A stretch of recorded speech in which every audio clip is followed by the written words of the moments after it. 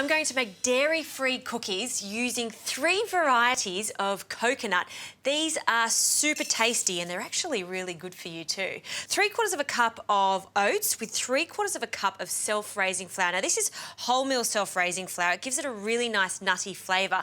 And I should mention all of these ingredients that I'm using today can be found at your supermarket, and this recipe only takes 10 minutes to bake. So a really nice alternative when you're looking for snacks.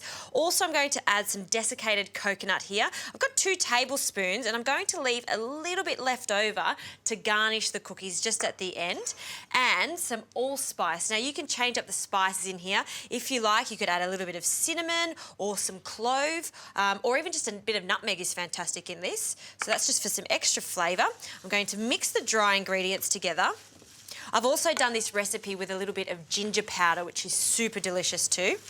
And now for the wet ingredients, a nut and seed spread. This nut and seed spread is so nice. It's also got some coconut in it, some chia seeds and some sesame seeds. It's just so good for you.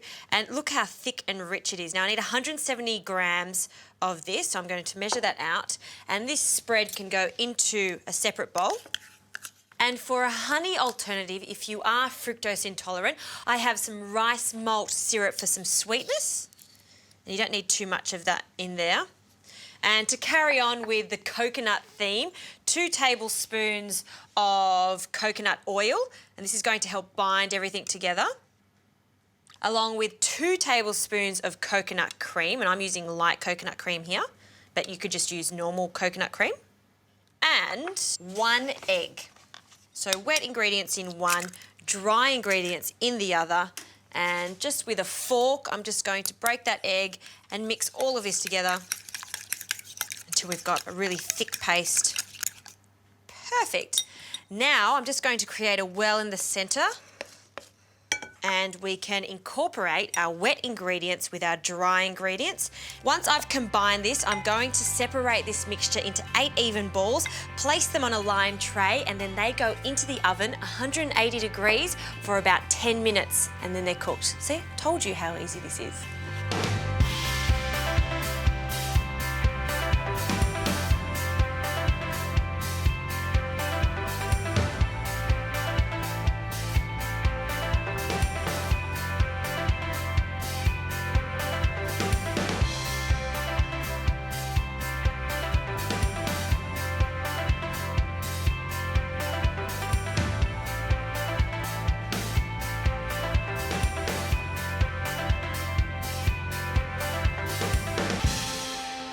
These cookies look fantastic, and I've just allowed them to cool completely on the tray so they firm up. These only take 10 minutes in the oven. You mix it with a spoon. They're so simple to make, and you can double this recipe and make a big batch of them. Or if you want a really fast snack after school or after work, these cookies are delicious, full of flavour, and they're super crunchy. And have a look at the centre.